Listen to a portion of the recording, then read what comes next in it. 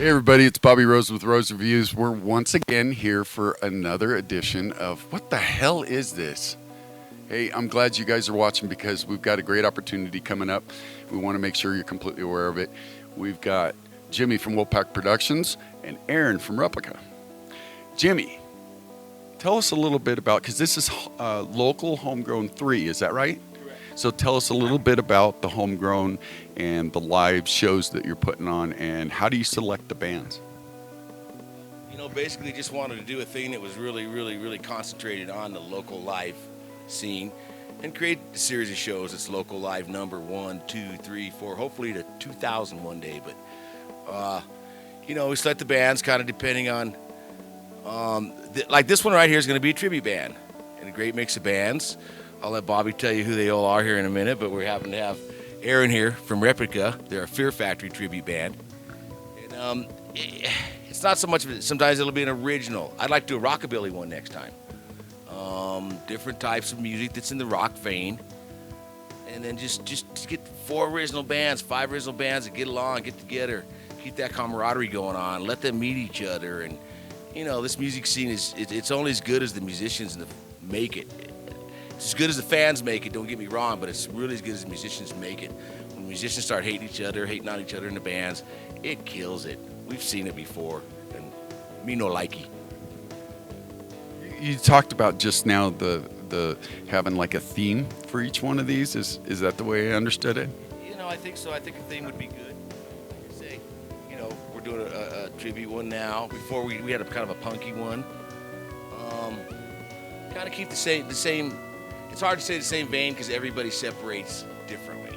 Like this one coming up, we've got from Fear Factory, Pantera, Ratt. We've got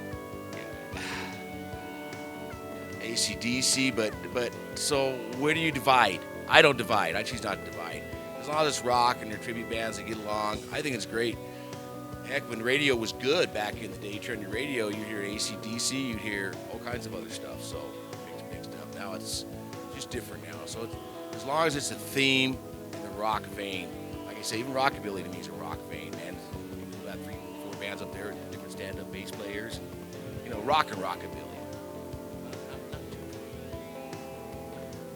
Speaking of one of those bands, we have Aaron here from Replica. So what I'd like to have you do, if you would, is just tell us a little bit more about your band. What are your influences? Give us a little better understanding of what to expect when we come to see it.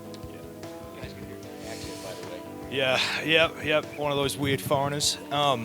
So right at the start of the pandemic, we basically came together, the group, and we were all massive fans of the band Fear Factory, the industrial metal band, you know. So even now, we've all been involved with each other in other bands, at least at some point or another, locally here.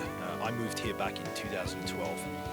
And met a couple of the guys through the band Moth that released they were playing with Fear Factory, playing with Iced Earth, and they needed a backup guitarist to play for them at the time. So that's how I met a gentleman called Jake Stern. And the thing about Fear Factory is like they have a long-standing legacy and an influence on modern music now that's like you can recognize it everywhere. Every time that staccato drum kicks in and they're riffing together with the palmies, you're like, oh man, it sounds so good, you know. But we knew when we were taking on the Fear Factory tribute band project that we were like, okay, we've got some good time with the COVID experience, so we met in a basement and we wanted to do it justice. So we took a long time making sure that the Fear Factory tribute was, first off, there's rules, right? So number 1, you got to get the drummer. Right. Raymond Herrera, I mean, he's unbelievable. To the point where, when they first came out, everybody thought it was fake. When Demanufactured was released, everybody thought the drumming was computer generated. And what they did is they sampled each of his drums and then used them as triggers, but then he played to a click track. So we needed a drummer to be able to play Fear Factory. So we got local guy Max Smith from I Am the Shotgun. So they're really great drummer, very tight, plays to a click. But then what we did is we abducted and kidnapped Reese Fulber, right? Yeah, the keyboardist, and we put him in a little machine to play the sample. So when you hear us, you'll hear all of Fear Factory, right? You'll hear the intros to the songs. You'll hear the synths. You'll hear the samples. We play to a click track with those synth tracks, those backing tracks enabled. And then we needed the guitar tone. So we got Jake Stern. So Jake Stern's on guitar. He plays locally from Man and Machine.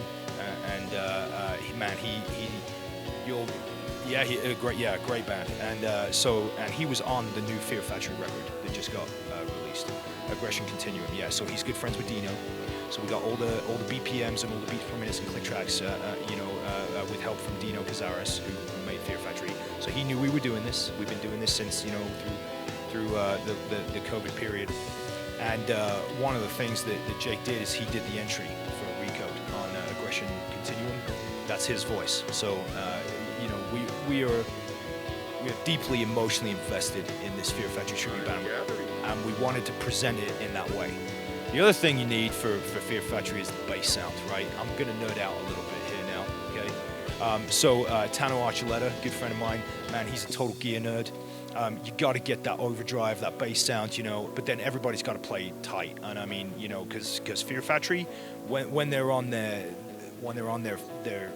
tightest tracks, like from Demanufacture, they're fast. They're fast, and it takes a lot of physical energy. We have to choose and pick the songs, but we play everything. There's not a Fear Factory song we can't play. And we wanted to do a Fear Factory jukebox, right, where we're competent enough, other than the newest album, that we could get on stage and somebody could say, hey, play Demanufacture, done. Hey, play Lynchpin, done. Hey, play Acres of Skin, Bite Block, done.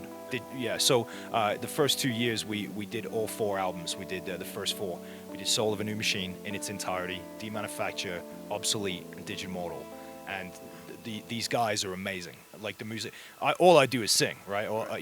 And being a British guy, I've got to articulate, Burton C. Bell. So when he's doing his vocal art, because I want to do it as close as I can to the album as I can, but only Burton sounds like Burton. So my clear vocals have some verbal gait and some kind of articulation that's very unique for the songs. But we love it because it's something that we can just pick up. Like they've gone through the effort to create like real heavy industrial metal.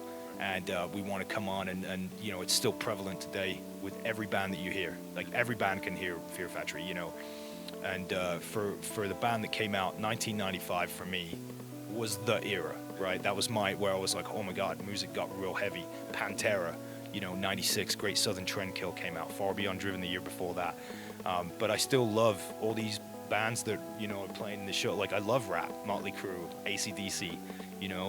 These bands are really like the generation that linked that new wave of heavy metal, but even Pantera started with Kiss, So yeah, I'm super stoked, and we've put a lot of effort in to making sure the presentation hits. In Practice Room we had the Terminator playing in the background, Terminator Salvation, so we could, the references and stuff, everything was there, and we made this band out of love. It's a lot of high energy stuff. When I was a kid, I would sing Fear Factory in a mirror with my hair in front of my face, like a flashlight, so it looked like Replica, and I would pretend that I was Burton, because I love the band, and for what they've done for us as the legacy with making music is pretty epic. So any chance to do the tribute, that's really what you're doing, is you're honoring that, and you're trying to share them and their songs with as many people as you can, young, old, or whatever. Where's the rest of the band? Let's just do it now. You've got me pumped. I'm ready to go right now. I want to hear it. That sounds awesome. Sounds great. I'm looking forward to it. You'll get your Fear Factory lesson. Listen to this man. He just laid a bunch of stuff out there online, so look him up and play it. Obviously, they know what they're doing. This will be great to see. Yeah, I'm excited. This is going to be exciting. I'm looking forward to this show. It's the third one so far. Many more to come. I think you guys all heard of Herman's Hideaway. I think it's $10 at the door, or $10 in advance. $12. That's right. Well, the other bands, we have Infestation 303, which is a great Ratt tribute band. I'm sure you've all seen them. Paige is in the band, female guitar player. Did I just say that? Okay. Well, I did. You'll get the gist. AC/DC Colorado. What else is on their name? Anyway, AC/DC tribute band from Northern Colorado. They will be on the show, and Hooligan's Holiday will be on the show. And this is going to be a really, really fun time, far beyond Denver. Pantera tribute. There's quite a mix here. It should be a good night. 4 bands, good time, little something for everybody. And at Herman's Hideaway, it'll be a great time. The stage here is for this coming Saturday. So try to be there. And thank you, Rose Reviews, for all you do, my friend. Friday, November 11th. Friday, November 11th. And Rose Reviews, what you do, and thanks for your hard work. I know it isn't easy having 4 or 5 people in a band together to make stuff happen, so kudos, buddy. No, I appreciate it, man. And even though we're all obviously older, I'm a grandpa, like and to be able to, I know, God, yeah. To look back now and you're like, hey, I'm sorry, when did Demanufacture come out? You're like, oh, that's some like Back to the Future like age shit. You know what I mean? Like, and it does, and time has gone on, and I go back and I listen to those albums, or you listen to Pantera or Motley Crue. You're like, old production boards. I'm talking like mixing desks, probably the length of this room. $250,000, man. Yep. And they would lift those things up and move them in pieces. And so to resonate that and get some of that live energy back on stage is exciting for me, because I know all these bands.